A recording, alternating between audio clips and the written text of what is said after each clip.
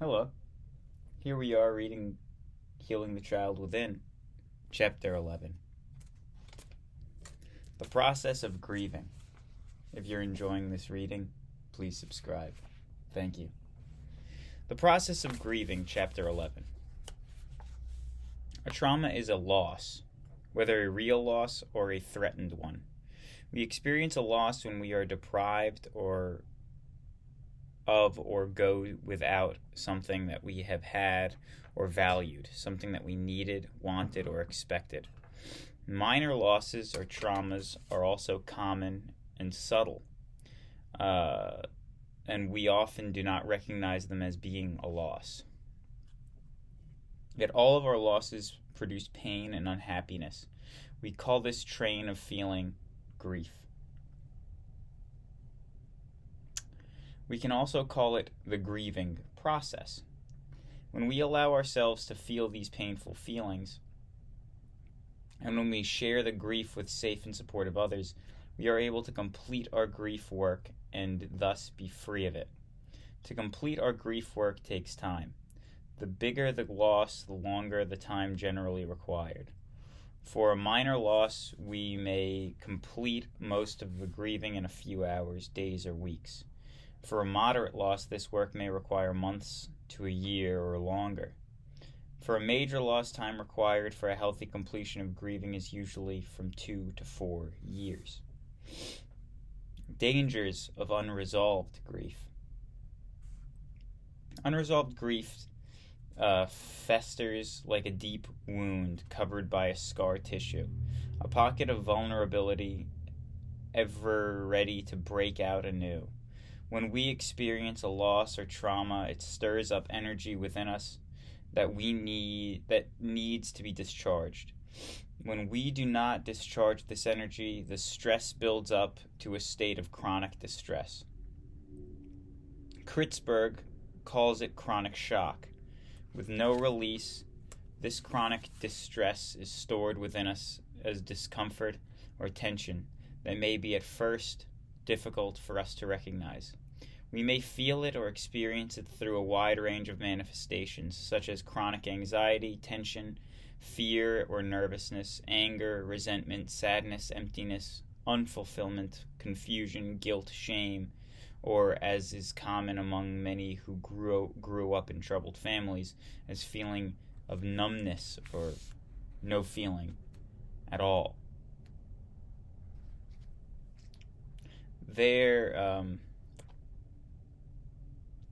These feelings may come and go in the same person.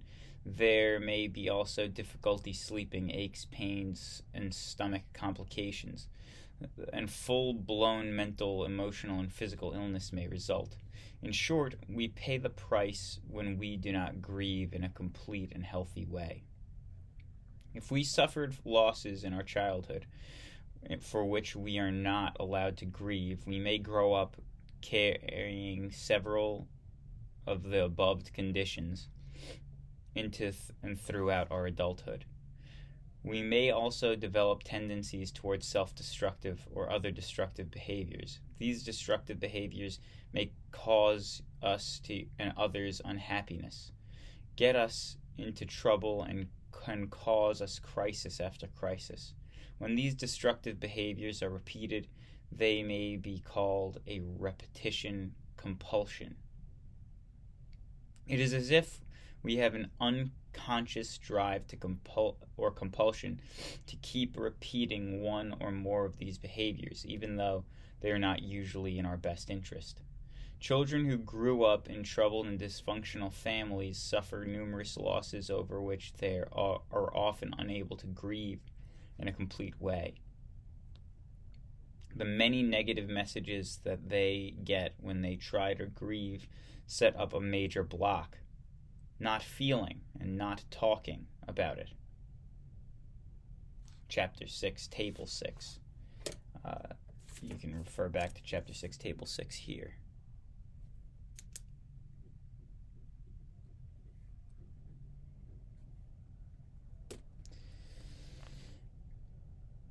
When these result patterns are learned as children and adolescents, continue into adulthood when they are difficult to change. When in healing our child within, in finding nurturing and being our true self, we can change these ineffective behaviors and occurrences. In doing so, In doing so, we begin to break free of the bonds of our repeated unnecessary confusion and suffering. We first have to identify losses or traumas. Then we can begin to re-experience them, going through our grief and working to complete it, rather than trying to go around it or trying to avoid it as we have been doing up until now. Beginning to grieve. We can begin our grief work through any of the several possible ways. Some of these ways include beginning to identify our losses, identify our needs, identify our feelings and share them, work on core issues, and work a recovery program. Identifying losses. Identifying a loss may be difficult, especially one that may have stuffed, repressed, or suppressed. That we may have stuffed, repressed, or suppressed. Identifying a loss that happened long ago may be even more difficult. While talking about our suffering and our concerns may be helpful, simple talking or talk therapy may not be enough to activate feelings or grief around the ungrieved loss. That is why experiential therapy or techniques can be so helpful in activating and facilitating grief work. Experimental techniques such as group therapy, risking one's real concerns, or family sculpture allow focus and spontaneity that taps into our unconscious process, which otherwise may remain hidden from our ordinary awareness. Only an estimated 12% of our life and our knowledge is in our conscious awareness. In contrast, 88% that is in our unconscious awareness. These experiential techniques are helpful not only in identifying but also in doing our actual work of grieving. The following are examples of some experiential techniques that may be used to heal our child within through grieving our ungrieved losses or traumas. Risking and sharing, especially feelings with safe, supportive people. Storytelling, telling our story, including risking and sharing. Working through transference, that we project our transfer unto others and vice versa for them. Psychodrama reconstruction, gestalt therapy, family sculpture. Hypnosis and related techniques. Attending self-help meetings, working a 12-step program. Group therapy, usually a safe, supportive place to practice many of these experiential techniques.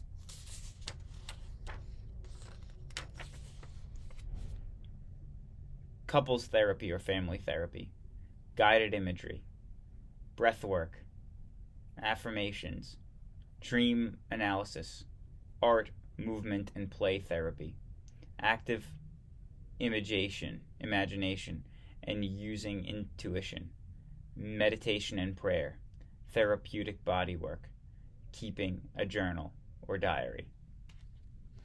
These experiential techniques should be used in the context of a full recovery program, ideally under the guidance of a therapist, counselor, who knows principles of healing or the child within.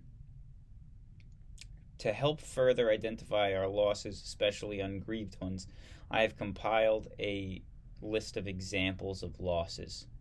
This list can be supplemented by also rereading and referring to Table 5, which describes some of the terms for various losses or traumas that we may have experienced as children and as adults.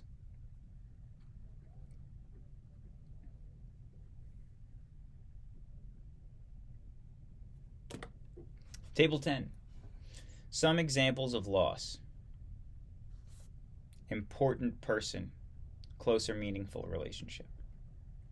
Separation, divorce, rejection, desertion, abandonment, death. Abortion, stillbirth, illness, geographic move, children leaving home. Part of ourself. Body image, illness, accident, loss of function, loss of control, self-esteem. Independence, ego, expectations, lifestyle, needs, culture shock, job, change. Childhood. Healthy parenting, getting needs met, healthy development through stages. Transitional objects, blankets, soft toys, etc. Gain or loss of siblings or other family members, body changes in adolescence and middle age and older. Threats of loss, separation, or divorce. Adult development. Transitions, including midlife crises. External objects. Money, property, necessities, keys, wallets, etc. Cars, settlements, sentimental objects, and collections. A loss may be sudden, gradual, or prolonged. It can be partial, complete, or uncertain, or unending. It can occur singly or be multiple and cumulative. Always personal, it may also be symbolic. Since loss is such a universal experience, it is often overlooked. Yet it always carries with it a threat of our self-esteem. Indeed, loss occurs any time we suffer a blow to our self-esteem. Indeed, it does. While loss often occurs separately and discreetly, its resulting grief brings up prior ungrieved losses that have been stored in our unconscious. An ungrieved loss remains forever alive in our unconscious, which has no sense of time. Thus, past losses or even a reminder of the loss, just as a current loss or a memory of the past losses, evoke fear of further loss for the future. In summary, past loss and separation have an impact on current losses, separation, and attachment. And all of these factors bear on a fear of future losses and our capacity to make future attachments. Identifying an ungrieved loss is a beginning of getting free, and it is often painful and has a hold on us. Because loss can be such an overwhelming event in recovery from alcoholism and co-alcoholism and codependence, I have considered 10 losses to be grieved in these conditions as further examples for people who may have been affected to continue to identify some of their ungrieved losses. Stages of grief. Acute grief tends to follow an approximate course, beginning with shocks, anxiety, and anger, progressing through pain and despair, and ending on either a positive or negative note, depending on conditions around the loss of the person's opportunity to grieve it. Table 11. Some losses in alcoholism, chemical dependence, codependence, and adult children of alcoholics, and other troubled or dysfunctional families. Their estimates, severity of impact on the needs to grieve them. What? And their estimated severity of impact on the need to grieve them. Estimated severity of loss in alcoholism, codependence, and adult children of alcoholics.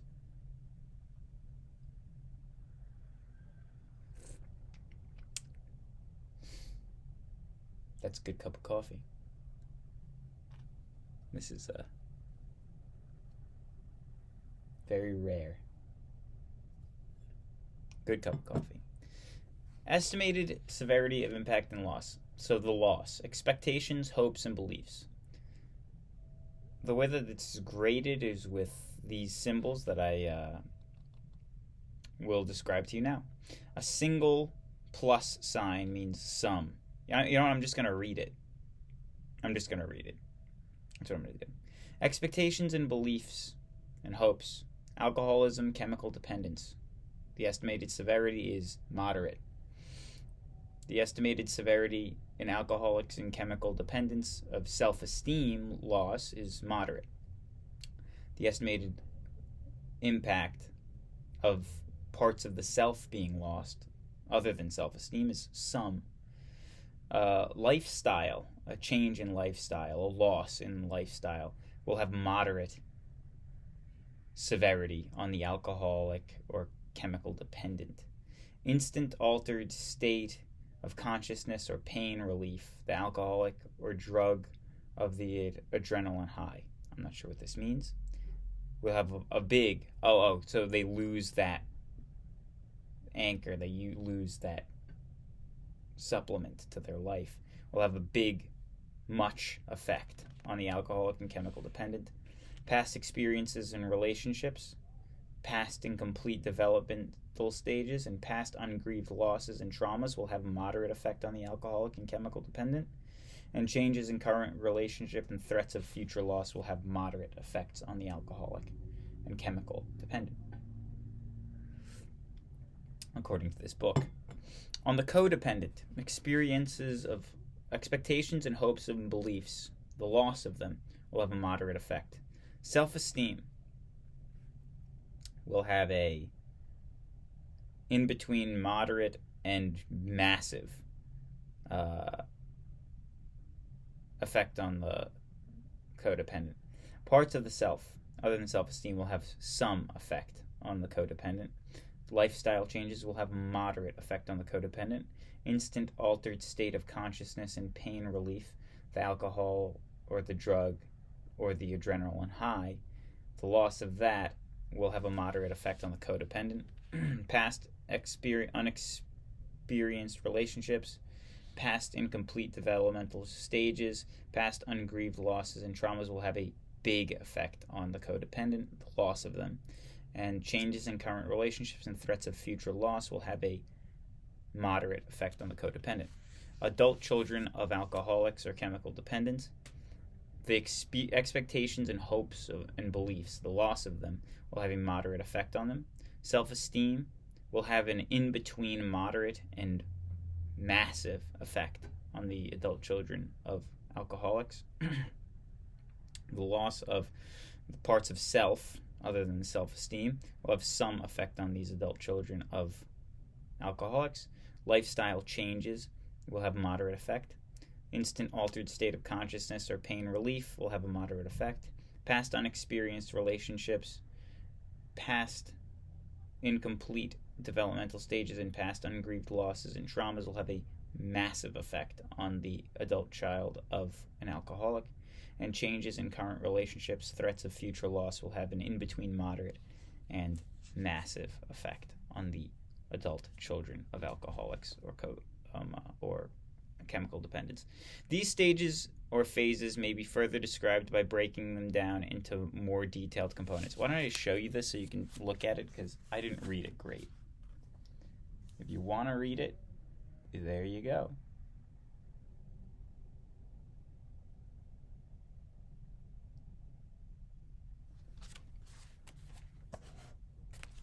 These stages or phases have been maybe further described by breaking them down into more detailed components. Shock, alarm, and denial, stage 1. And stage 2, acute grief and consisting of continuing intermittent and lessening denial, physical and psychological pain and distress, contradictory pulls, emotions and impulses, searching behavior composed of preoccupation with thoughts of the loss, and compulsion to speak of the loss, a compulsion to retrieve that which was lost, a sense of waiting, for something to happen, aimless wandering, restlessness, a feeling of being lost, of not knowing what to do, inability to initiate any activity, a feeling that time is suspended, a feeling of disorganization, a feeling that life can never be worthwhile again, confusion and feelings that things are not real, fear that all the above indicate mental illness. Crying, anger, guilt, and shame. Identifying with traits, values, symptoms, tastes, and characteristics of the lost person. Regression or return to behaviors of feeling of an earlier age or connected with a previous loss or reaction thereto. Helplessness and depression. Hope or hopelessness. Relief. Decrease in pain and increase capacity to cope over time. A compulsion to find meaning in the loss. Beginning thoughts of a new life without the lost object. Stage 3. Integration of the loss and grief if the outcome is favorable. Acceptance of the reality of the loss and return to physical and psychological well-being. Diminished frequency of intensity of crying. Restored self-esteem, focusing on the present and the future. Ability to enjoy life again. Pleasure at awareness of growth and experience of reorganization and new identity with restitution for loss and loss remembered with poignancy and caring instead of pain. If the outcome is unfavorable, acceptance of the reality of the loss with lingering sense of depression and physical aches and pains, diminished sense of self-esteem, reorganization of a new identity with construction of personality and involvement and vulnerability to other separations and losses. Breaking these stages down into components is helpful to our conceptualizing and understanding of the grief process. However, these components are not discrete and sequential, i.e., they do not follow each other in any prescribed order. Rather, they tend to overlap and to move around the various areas and manifestations listed above. Dana was a 28-year-old woman who grew up in an abusive, actively alcoholic family. In her late teens, she became alcoholic, and 4 years ago, at the age of 24, she stopped drinking and began treatment for her alcoholism.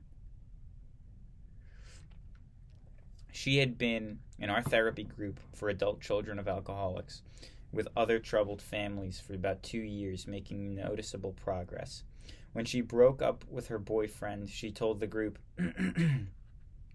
"I'm hurting so bad. I'm down to my last hurt. This emptiness is so bad. I broke up with my boyfriend 2 weeks ago. This week I started crying and just couldn't stop. I'm realizing that breaking up is not all that it is making me feel so bad.